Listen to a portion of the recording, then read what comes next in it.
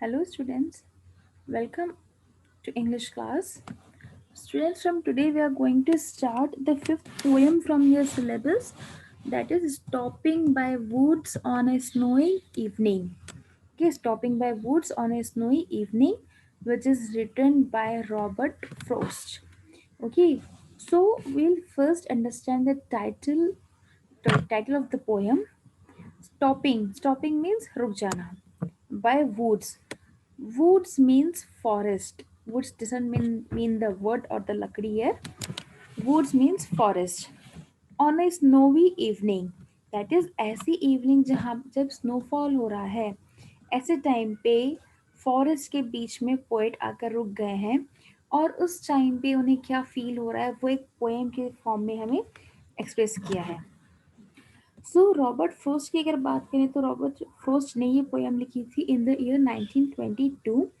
And Robert frost एक traveller हैं. उनकी बहुत सारी पोएम्स आप ऑलरेडी पढ़ चुके हो, जिनकी one of the most popular और फेमस पोएम रही है द रोड नॉट टेकन.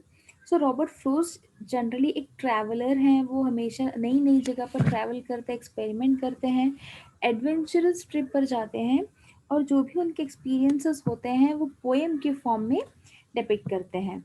सो ऐसे ही एक्सपीरियंस वो अपना यहाँ पर शेयर कर रहे हैं. Stopping by woods on an snowy evening. So poem is like कि पोएट एक बार एक फॉरेस्ट से जा रहे थे और वो फॉरेस्ट उन्हें इतना ज़्यादा ब्यूटीफुल लग रहा था और वो वहाँ पर अकेले थे बिल्कुल. तो सोच रहे थे कि पता नहीं इसका ओनर कौन है, उसे पता है कि या पता भी है या नहीं कि मैं इस फॉरेस्ट से जा रहा हूँ, क्या कोई मुझे रोकेगा जाने से या क्या उनके साथ होता है. हम पोएम पढ़कर देखते हैं. Okay, so I hope the title is clear to you all. Now let's begin the poem. The first line is Whose woods these are, I think I know. तो यहाँ पे पोएट पूछ रहे हैं whose woods.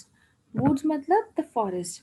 पोएट पूछ रहे हैं कि ये फॉरेस्ट किसका है, इसका ओनर कौन है, शायद मुझे पता है. आई थिंक आई नो कि who is the owner of this forest. Okay, woods here means forest. His house is in the village though. तो फर्दर पोएट क्या कह रहे हैं, पहले तो पूछ रहे हैं कि ये फॉरेस्ट किसका है, शायद मुझे पता है. फर्दर वो बोल रहे हैं कि हिज हाउस. हिज कौन है यहाँ पे, हिज है the owner of the woods. ये जो ओनर है फर्स्ट लाइन में पूछ रहे हैं कि ये वुड्स किसके हैं, कौन इसका ओनर है. नेक्स्ट लाइन में वो खुद ही आंसर दे रहे हैं कि जो ओनर है उसका घर जो है वो विलेज में है. He will not see me stopping here. Further poet कह रहे हैं कि जो ओनर है उसे नहीं पता चलेगा कि मैं यहाँ आगे फॉरेस्ट में रुका हूँ.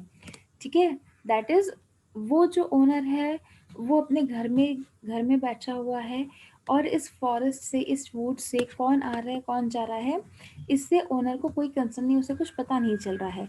लाइकवाइज पोएट अभी यहाँ से इस फॉरेस्ट से जा रहे हैं तो ये चीज़ भी ओनर को पता नहीं चलेगी.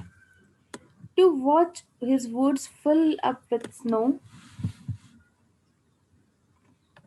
सो फर्दर वो कह रहे हैं कि टू वॉच.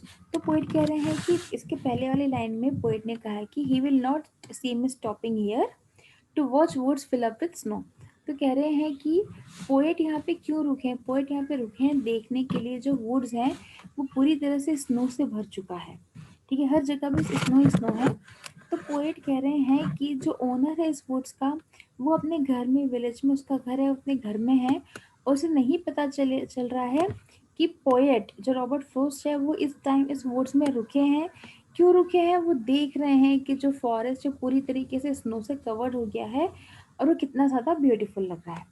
सो ये तो फर्स्ट स्टैंजा जहाँ पे पोएट कह रहे हैं कि ये वुड्स किसके हैं शायद मुझे पता है, और जो ओनर है इन वुड्स का, वुड्स मतलब फॉरेस्ट जंगल, कह रहे हैं कि जो ओनर है इस वुड्स का उसका घर विलेज में है, वो अपने विलेज में बैठा है और इस वजह से वो नहीं देख पा रहे कि पोएट यहाँ पे रुके हैं जो फॉरेस्ट जब पूरा स्नो से कवर्ड हो गया है, इस फॉरेस्ट को देखने के लिए पोएट यहाँ पर रुके हैं.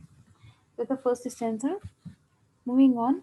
माई little horse must think of it queer to stop without a farm house near. तो फर्दर पोएट कह रहे हैं कि जो हॉर्स है, ठीक है, पोएट यहाँ पे हॉर्स राइड कर रहे हैं, हॉर्स पे बैठ कर जा रहे हैं। तो पोएट कह रहे हैं कि जो उनका हॉर्स होगा वो भी सोचता होगा कि दैट इट इज़ क्वीर।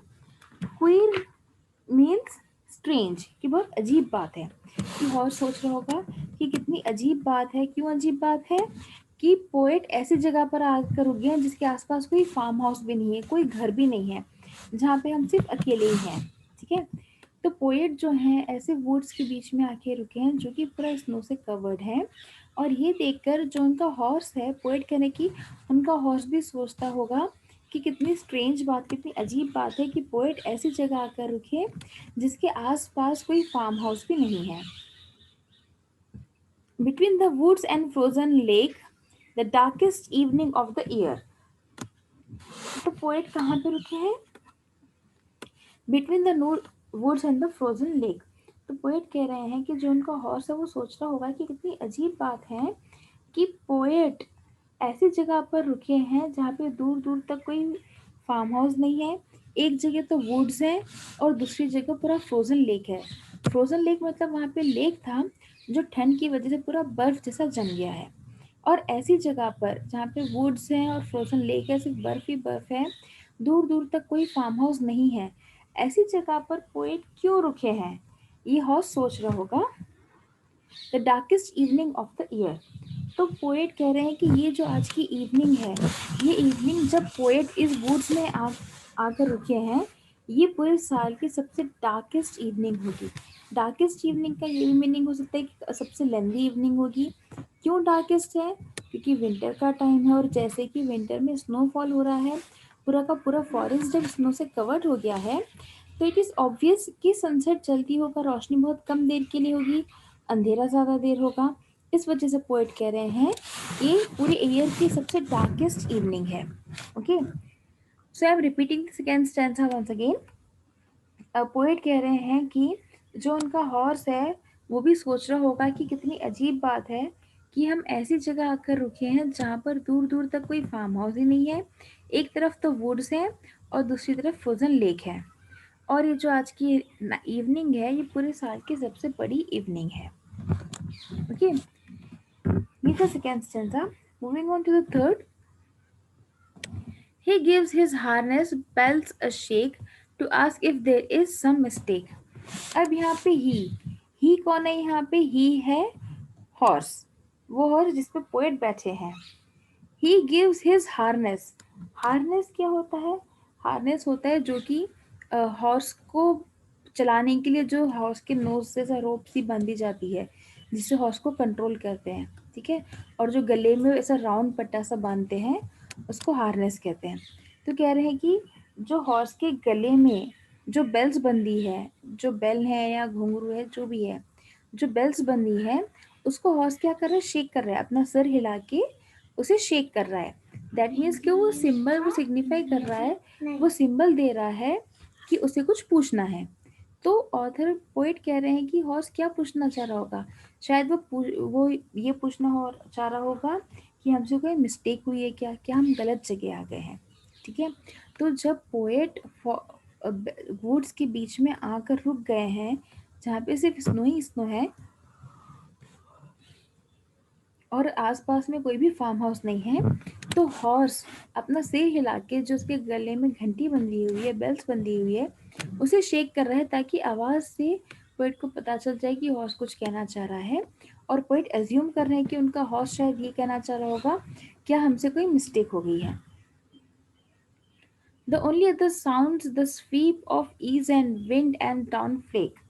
अब पोएट कह रहे हैं कि जो हॉर्स के बेल्स की आवाज़ आई थी उसके अलावा और कौन सी साउंड थी वहाँ पे? साउंड था स्वीप ऑफ इजी विंड, जो धीरे धीरे ठंडी ठंडी स्लो हवाएं चल रही है। ठीक है। स्वीप मतलब साउंड ऑफ फ्लोइंग एयर, जो एक शीत लहर, कहते हैं ना कि शीत लहर बह रही है, वो जो ठंडी हवाई जैसी चलती है उसकी आवाज़, और जो स्नोफॉल हो रहा है उसकी आवाज़ आ रही है। इट शोज़ कि पोएट उनके हॉर्स के अलावा वुड्स में और कोई नहीं है। कोई होता तो उनकी आवाज़ आती, लेकिन यहाँ पे आवाज़ किसकी आ रही है? यहाँ पे आवाज़ आ रही है सिर्फ और सिर्फ हॉर्स के बेल की, हवा चलने की और स्नोफॉल की। Next, the woods are lovely dark and deep. अब वो यहाँ पे कह रहे हैं कि जो वुड्स है दैट इज जो जंगल में फंस गए हैं वो कैसा है, वो पोइट को बहुत ज़्यादा लवली लग रहा है। ठीक है, the woods are lovely dark and deep, that is जो फॉरेस्ट है बहुत ज़्यादा लवली है, डार्क एंड डीप। डार्क मतलब एकदम शांत है, ठीक है, डार्कनेस सिग्निफाइज क्वाइटनेस, तो कह रहे हैं कि डार्क है एंड डीप। डीप मतलब कह रहे हैं एकदम साइलेंट है, जैसे कि जब डीप, यहाँ पे डीप वर्ड सिग्निफाइज कर रहा है डेथ को। ओके, जो डीप वर्ड है ये सिग्निफाई कर रहा है डेथ को। तो पोएट कह रहे हैं कि जैसे किसी की डेथ हो जाती है तो कितना शांत हो जाता है, लाइफलेस हो जाता है, उसमें कोई मूवमेंट कोई आवाज़ नहीं होती है। उसी तरीके से ये वुड्स भी हैं, बहुत ज़्यादा लवली लग रहे हैं, डार्क हैं और डीप हैं। But I have promise to keep. अब पोएट को वो वुड्स में इस जगह पर इतना ज़्यादा अच्छा लग रहा था कि पोएट को वहाँ से जाने का मन ही नहीं कर रहा था, लेकिन वो अपने आप में रिकॉल करते हैं कि उन्होंने एक प्रॉमिस किया है जो उन्हें फुलफिल करना है। I have promise to keep that is जो प्रॉमिस करे हैं उसे फुलफिल करना है। अब वो प्रॉमिस क्या किया है, प्रॉमिस पोएट ने अपनी फैमिली मेम्बर से किया है कि जब वो इस एडवेंचरस ट्रिप पे जा रहे हैं तो वो अच्छे से सही से टाइम से वो लौट कर आएंगे। और ये प्रॉमिस फुलफिल करने के लिए पोएट को उन वुड्स से जाना पड़ रहा है, वरना वो वहीं पर स्टे करना चाह रहे हैं। And miles to go before I sleep, and miles to go before I sleep.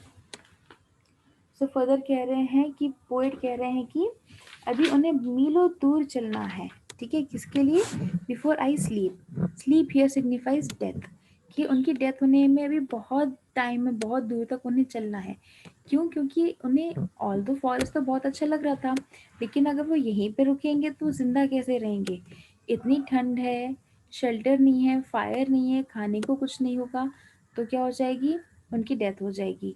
और डेथ होने के लिए भी उन्हें बहुत टाइम है, बहुत दूर चलना है उन्हें भी डेथ पाने के लिए।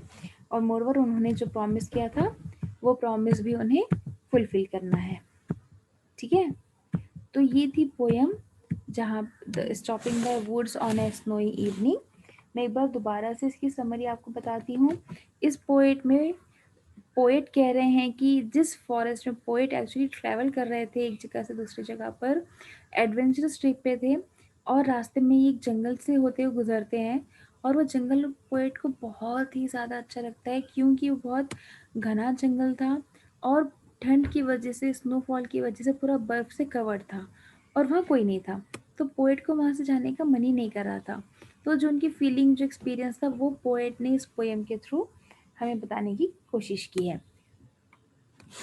सो पोएम इज लाइक, पोएट कह रहे हैं कि ये जो वुड्स हैं, ये जो फॉरेस्ट हैं, ये किसका है शायद मुझे पता है, और जो ओनर है इन वुड्स का, ये अब इसका घर अपने इसके गांव में, विलेज में, और ये वहाँ पर आराम से सो रहा होगा। इस वजह से शायद वो नहीं देख पा रहा होगा कि मैं पोएट रॉबर्ट फ्रोस्ट यहाँ पर है उसके वुड्स में, जो रुक कर देखना चाह रहे हैं फॉरेस्ट को, वो फॉरेस्ट जो कि पूरा स्नो से कवर हो चुका है। ठीक है, तो पोएट जा रहे थे, वो रुक गए फॉरेस्ट में देखने के लिए कि फॉरेस्ट पूरे स्नो से कवर हो चुका है और उसे देखने वाला वहां पर कोई नहीं है। और ये देख के जब पोएट वहां पे रुक जाते हैं तो पोएट कह रहे हैं कि शायद उनका जो हॉर्स है उसे ये बहुत अजीब लग रहा होगा कि उसका जो ओनर है वो ऐसी जगह पर रुका है जहाँ पे कोई फार्म हाउस भी नहीं है। ठीक है, क्योंकि हॉर्स शायद सोच रहा होगा कि एक तरफ वुड्स हैं, एक तरफ फ्रोजन लेक है, उन दोनों के बीच में जहाँ पे कोई भी घर नहीं है, फार्म हाउस नहीं है, ऐसी जगह आकर हम फंस गए हैं। तो क्या हमसे कोई मिस्टेक हुई है क्या, ये चीज़ क्या हमारी कोई मिस्टेक है क्या, ये चीज़ कंफर्म करने के लिए हॉर्स अपना हेड हिलाता है जिससे कि उसके गले में जो बेल बंधी है उसकी आवाज़ आ रही है। ये सिग्निफाई करता है कि हॉर्स कुछ कहना चाह रहा है। ठीक है, और फर्दर पोएट कह रहे हैं कि ये पूरे साल की सबसे डार्केस्ट इवनिंग है। क्यों इवनिंग है, विंटर का टाइम है, जल्दी अंधेरा हो जाता है। ऊपर से पोएट जो है जंगल में है तो वहाँ पे ऐसे ही अंधेरा जल्दी हो जाता है, तो जितनी देर अंधेरा रहेगा वो पूरी की पूरी नाइट है। इस वजह से पोएट कह रहे हैं कि सबसे डार्केस्ट नाइट है। ओके, एंड फर्दर हॉर्स यहाँ पे अपनी बेल रिंग करके पूछ रहा है कि क्या हमसे कोई गलती तो नहीं हो गई, या हमसे कोई मिस्टेक तो नहीं हो गई है, कि हम कोई गलत जगह पर तो नहीं आ गए हैं। क्यों? क्योंकि जिस जगह पर ये लोग खड़े हैं, पोएट और उनका हॉर्स रुके हैं, वहाँ पे इतना साइलेंस है कि जो हवा चलती है, ठंडी हवा जो चलती है, वो हवा के चलने की आवाज़ आ रही है, और जो स्नोफॉल हो रहा है, जो बर्फ़ के कुछ पार्टिकल्स नीचे गिर रहे हैं, वो स्नोफ्लेक के गिरने की भी आवाज़ आ रही है। इतनी ज़्यादा शांति है। तो वहाँ पे पोएट के अलावा और कोई भी नहीं है। और फर्दर पोएट कह रहे हैं कि the woods are lovely dark and deep, कि जो वुड्स है, जो जंगल है, बहुत ज़्यादा लवली हैं, बहुत घना है, दैट इज़ बहुत शांत है। डीप है, डीप सिग्निफाई कर रहा है डेथ को।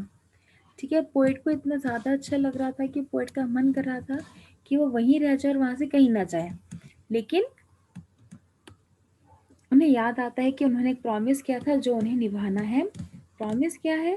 प्रॉमिस ये है कि उन्होंने अपनी फैमिली से प्रॉमिस किया था कि वे एडवेंचरस ट्रिप कंप्लीट करके जल्द ही घर आ जाएंगे। अगर वो यहीं पर रुक जाते तो अपना प्रॉमिस फुलफिल नहीं कर पाते। फर्दर पोएट कह रहे हैं कि अभी तो बहुत मीलों दूर चलना है मुझे सोने के पहले। स्लीप यहाँ पे सिग्निफाई कर रही है डेथ। ठीक है, क्यों कह रहे हैं कि अभी, कि यहाँ पे वो रहेंगे तो उनकी डेथ हो जाएगी, या जब उनकी डेथ होने वाली होगी तब वो यहाँ पर आएंगे। लेकिन अभी उसमें बहुत टाइम है, अभी नहीं, अभी पोइट को मीलों दूर चलना है डेथ डेथ के लिए। So this was the poem. I hope the poem is clear to you all, which is written by Robert Frost. And if you have any doubt, you can just drop me a message. Okay, thank you, students.